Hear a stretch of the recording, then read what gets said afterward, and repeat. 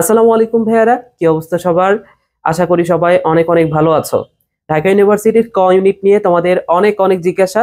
তোমরা অনেকে জানতে চাও যে কত মার্ক পেলে চান্স পাবা, এছাড়া সেফ জোন কত, ভর্তি পরীক্ষার মান বন্টনটা আসলে কি। সো এই ভিডিওতে আমি সব বিষয় নিয়ে আলোচনা করব, কত হলে তোমাদের চান্স হতে পারে, সেফ জোনটা কত, বা কত মার্ক পেলে তুমি টপ 50-র মধ্যে থাকতে পারো।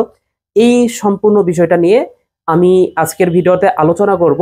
এবং এরপরেও যদি তোমাদের কোনো জিজ্ঞাসা থাকে সেটা তোমরা কমেন্ট বক্সে করতে পারো আমাকে, আমি তোমাদের প্রত্যেকের কমেন্টের অ্যান্সার দিয়ে দিব, অথবা আমি এইভাবে একটা ভিডিও বানিয়ে তোমাদের জন্য ভিডিওটা দিয়ে দিব ইউটিউবে। ওকে, সো আসো আমরা আজকের ভিডিওটা শুরু করি। এই ভিডিওর শেষে কিন্তু একটা ছোট্ট টিপস আছে, একটা সিক্রেট টিপ, সেটাও তোমাদের সাথে শেয়ার করব। সো পুরো ভিডিওটা দেখো, আশা করি অনেক কিছু জানতে পারবা ঢাকা ইউনিভার্সিটির এই ইউনিট সম্পর্কে। ওকে, সো ঢাকা ইউনিভার্সিটির যে মান বন্টন, ঢাকা ইউনিভার্সিটির মোট পরীক্ষা এটা মোট 120 নাম্বারের হবে। এর মধ্যে 20 মার্ক থাকবে তোমাদের যে জিপিএ আছে এসএসসি এবং এইচএসসি সে জিপিএ এর উপর। সো জিপিএ এর উপর 20 মার্ক। এই 20 মার্কটা তুমি কিভাবে বুঝবা কত পাবা তুমি? সেটা হচ্ছে তোমার এসএসসির মার্কটাকে তুমি 2 দ্বারা গুণ করবা, এবং এইচএসসির যে মার্কটা জিপিএটা সেটাকেও তুমি 2 দ্বারা গুণ করবা। ওকে, সো তোমার এসএসসিতে যদি জিপিএ 4 থাকে সেই ক্ষেত্রে তোমার 4 × 2, ওকে, এখানে পাবা 8, বুঝছো? আর তোমার এইচএসসির যদি 5 থাকে সেক্ষেত্রে 5 × 2 তোমার 10, তাহলে এই 20 মার্কের মধ্যে তুমি পাবা 18 মার্ক, বুঝছো? এইভাবে তুমি জিপিএর মার্কিংটা নিজে নিজেই করতে পারো। ওকে, তাহলে জিপিএর মার্কিংটা গেল। এরপরে আসো, এই 120 নাম্বারের মধ্যে 100 মার্ক থাকবে তোমার খাতার ওপর, পরীক্ষার ওপর।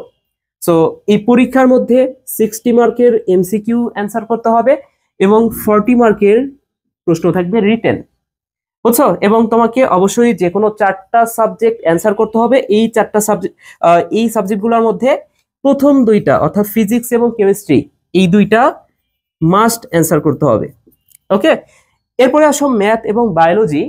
এই 2টা সাবজেক্টের মধ্যে যেটা তোমাদের মেইন সাবজেক্ট, অর্থাৎ ফোর্থ সাবজেক্ট না, মেইন সাবজেক্ট, যেটা ধরে নাও যে তোমার ম্যাথ মেইন সাবজেক্ট হলে তোমাকে ম্যাথ অ্যান্সার করতে হবে।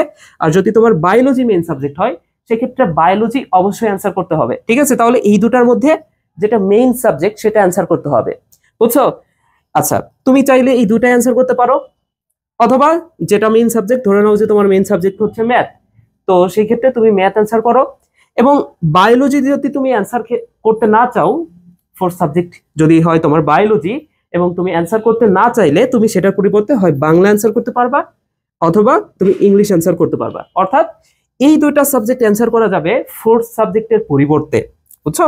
এটা হবে ফোর্থ সাবজেক্ট এর পরিবর্তে। ওকে, যাই হোক, মানবন্টনটা দেখো। এখানে কি বলছে? এমসিকিউ 15 মার্ক থাকবে, প্রতিটাতে এমসিকিউ 15 মার্ক থাকবে, এবং রিটেন তুমি যে কোনো সাবজেক্ট 4টা অ্যান্সার করবা, রিটেন হচ্ছে প্রত্যেকটাতে 10 মার্ক করে, বুঝছো? তো এই 10 মার্কের রিটেনটা আসলে কিভাবে আসবে?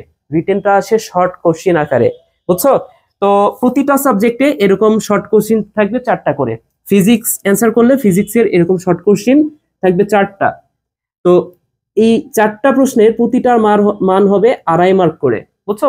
ছোট ছোট প্রশ্ন থাকবে। তো এই 2.5 মার্ক ইন্টু 4, মোট এই 10 মার্ক তোমার অ্যান্সার করতে হবে। ওকে, সো প্রত্যেকটা সাবজেক্টে এরকম 4টা করে প্রশ্ন থাকবে, এবং প্রতিটা প্রশ্নের মান হবে 2.5 মার্ক, এবং প্রশ্নগুলোও খুবই ছোট ছোট আকারের হয়। যেমন বায়োলজি থেকে এই টাইপের প্রশ্ন দিতে পারে যে একবীজপত্রী উদ্ভিদের কাণ্ডের কয়েকটা বৈশিষ্ট্য লিখো, জাইলেমের বৈশিষ্ট্যগুলা লিখো, ফ্লোয়েমের বৈশিষ্ট্যগুলা লিখো, এই টাইপের ছোট ছোট কিছু প্রশ্ন আসে, বুঝছো? সো আমাদের এমসিকিউ এবং যে রিটেন অংশটুকু কিভাবে আসবে সেটা আমরা বুঝলাম। এরপর আসো, আসন কয়টা? তোমাদের অনেকের জিজ্ঞাসা থাকে, আসন ভাইয়া এই 1850-এর কম বেশি হতে পারে কিছুটা, বুঝছো? 1850 ধরে নেওয়া হয় আসন সংখ্যা।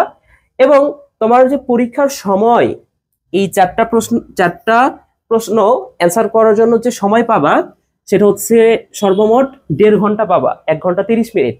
এই 1 ঘন্টা 30 মিনিটের মধ্যে 45 মিনিটের এমসিকিউ প্রশ্ন অ্যান্সার করতে হবে, এবং 45 মিনিট তুমি সময় পাবো রিটেনের জন্য। তো তোমাকে ফার্স্টেই এমসিকিউ এর খাতাটা দিয়ে দেওয়া হবে এবং এমসিকিউটা 45 মিনিট অ্যান্সার করার পরে এমসিকিউ এর যে কোশ্চিন পেপারটা সেটা তোমার কাছ থেকে নিয়ে নিবে এবং তোমাকে রিটেনের জন্য যে কোশ্চিনটা সেটা তোমাকে দিবে, প্রোভাইড করবে, বুঝছো? সো প্রত্যেকটার জন্য সমান সময় পাবা। এমসিকিউ এর জন্য 45 মিনিট পাবা এবং রিটেনের জন্য তুমি 45 মিনিট পাবা, বুঝছো? সো বুঝতে পারতেছো যে এমসিকিউ এ এটা সহজেই তুমি অ্যান্সার করতে পারবা, কিন্তু রিটেনের ক্ষেত্রে একটু সমস্যা হয়ে যাবে। তোমার সময়ের স্বল্পতা অনেক, মাত্র 45 মিনিটে তোমার 40 মার্কের অ্যান্সার করতে হবে, বুঝছো? মোটামুটি 16টা কোশ্চেন। এই যে এখানে চারটা চারটা করে যদি হয়, এখানে চারটা চারটা চারটা চারটা, প্রত্যেকটা যদি যদি চারটা করে অ্যান্সার প্রশ্ন থাকে তাহলে মোট 16টা কোশ্চেন হয়। তাহলে এই 45 মিনিট সময় পাবা তুমি 16টা কোশ্চেন অ্যান্সার করার জন্য। 16টা কোশ্চেন থাকে আর এখানে থাকবে 60টা এমসিকিউ, 60 এমসিকিউ, বুঝছো? ওকে, এরপর আসো নেগেটিভ মার্কিং।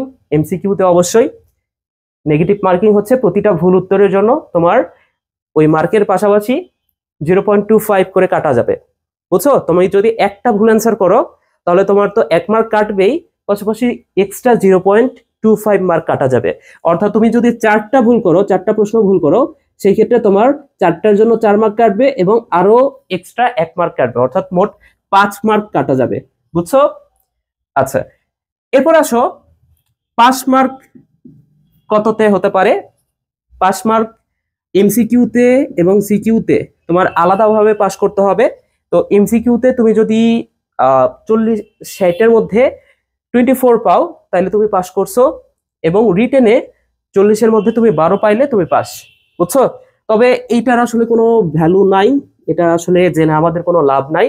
কারণ তুমি যদি চান্স পেতে চাও, তোমাকে চান্স পেতে হলে এই যে এই 60টা এমসিকিউ আছে না, আমাদের যে এমসিকিউ সেটটা, এই 60টা এমসিকিউ এর মধ্যে তোমাকে ভালো একটা মার্ক ক্যারি করতে হবে।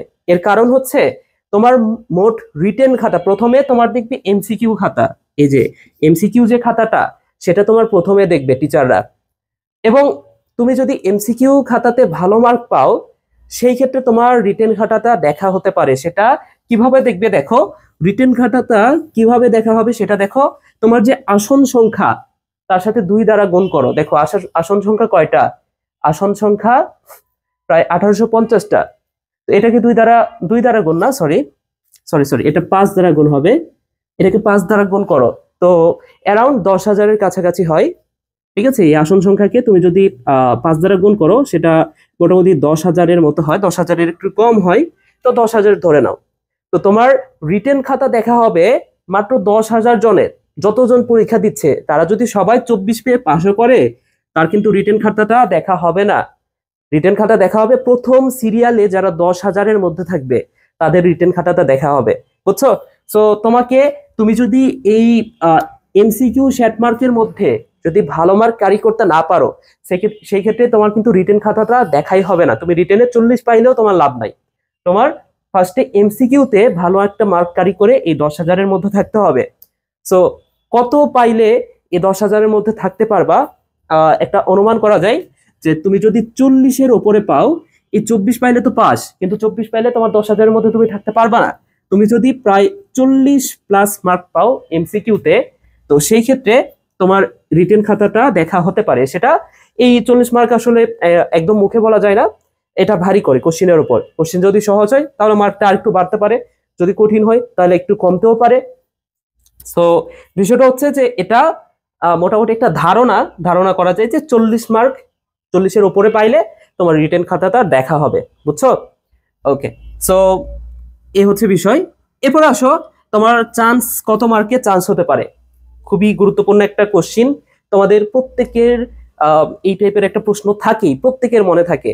সো এটা আসলে বলা যায় না, ওই যে সেম কথা, যদি কোশ্চিন সহজ হয় সেই ক্ষেত্রে এক ধরনের মার্ক ভারী করবে, এবং যদি কোশ্চিন কঠিন হয় বা মিডিয়াম হয়, আমি একটা মিডিয়াম মানের কোশ্চিনের ক্ষেত্রে চিন্তা করতে পারি, এই যে তোমার মার্ক যদি 53 থেকে 55-এর মধ্যে হয় তাহলে সেই ক্ষেত্রে তোমার চান্স হবে, আশা করা যায়।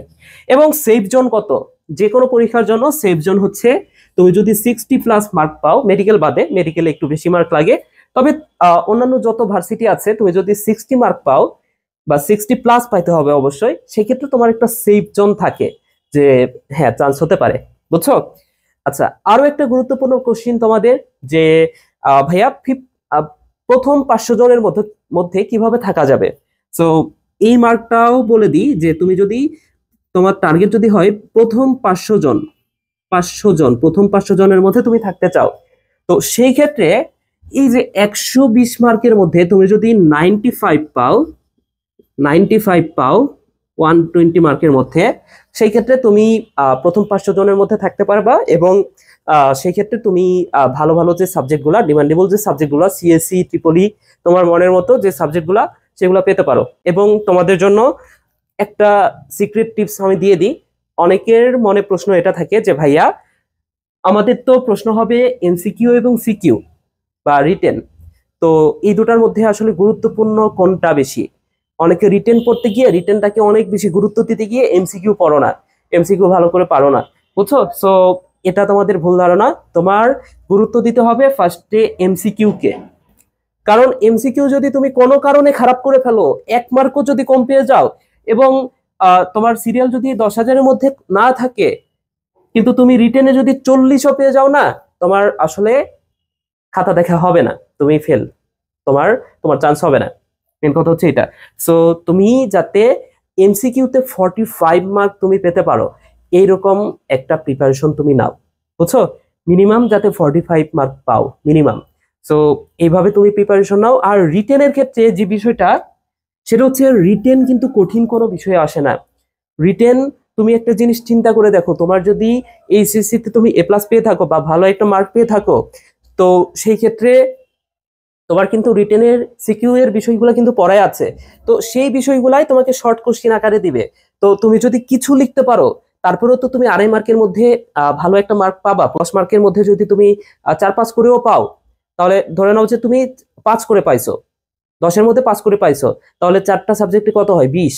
তাহলে দেখো একটা বিষয় খেয়াল করে দেখো, এখানে তুমি এমসিকিউতে পাইলা 40, ধরে নাও, সাপোজ ধরে নাও 40 পেয়ে তুমি এই 10,000-এর মধ্যে আছো। এবার তুমি রিটেনে মাত্র 5 করে পাইছো ভাইয়া, তো 5 করে পাইলে তুমি মোট কত মার্ক পাইলা? 20 মার্ক। তারপরে দেখো তোমার কিন্তু 60 মার্ক হয়ে যাচ্ছে, তাই না? তো 60 মার্ক হইলে তোমার ইনশাল্লাহ ইনশাল্লাহ চান্স হবে, বুঝছো ভাইয়া? ওকে, সো এটা হচ্ছে তোমাদের সিক্রেট। সেটা হচ্ছে তুমি এমসিকিউ কে খুব বেশি গুরুত্ব দাও। যারা ঢাকা ইউনিভার্সিটি অ্যাডমিশন পরীক্ষা দিবা, এমসিকিউ কে খুবই বেশি গুরুত্ব দাও।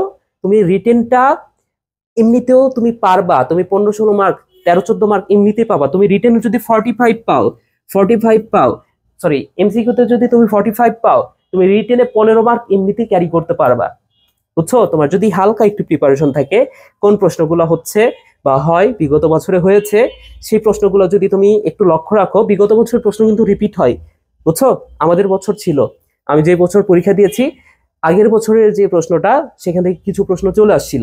সো সেই প্রশ্নগুলা, মানে ওই টাইপের প্রশ্নগুলো যদি তুমি অ্যানালাইসিস করে পড়ো, সেই ক্ষেত্রে তুমি রিটেনে কিন্তু ইজিলি 20 মার্ক পেতে পারবা, 20 বা 15 মার্ক তো এমনিতেই পাবা। তো সেই ক্ষেত্রে কিন্তু তোমার 60 আপ হয়ে যাচ্ছে, 60+ হয়ে যাচ্ছে, বুঝছো? 100 মার্কের মধ্যে। তো তোমার চান্সটাও নিশ্চিত হয়ে যাবে ইনশাল্লাহ, বুঝছো ভাইয়ারা? ওকে, তোমাদের হাতে আর 1 মাস আছে। আমি তোমাদের বড় ভাই ঢাকা ইউনিভার্সিটির, তোমাদের যে কোনো প্রয়োজনে আমি তোমাদের সাথে থাকবো। তোমরা যদি তোমাদের কোনো প্রবলেম ফেস করো পরীক্ষার হলে যাওয়ার আগে বা এই 1 মাসের মধ্যে, যে কোনো ধরনের প্রবলেমের জন্য তোমরা আমাকে জানাতে পারো, কমেন্ট করে জানাতে পারো, বা আমাকে ইনবক্স করতে পারো। আমার পেজের লিঙ্ক বা হোয়াটসঅ্যাপ নাম্বার, সেটা আমি আমার ডিসক্রিপশন বক্সে দিয়ে দিব, তোমরা সেখান থেকে আমার সাথে কন্ট্যাক্ট করতে পারো। ওকে, সবাই ভালো থাকো ভাইয়ারা, সুস্থ থাকো, টাটা, বাই বাই।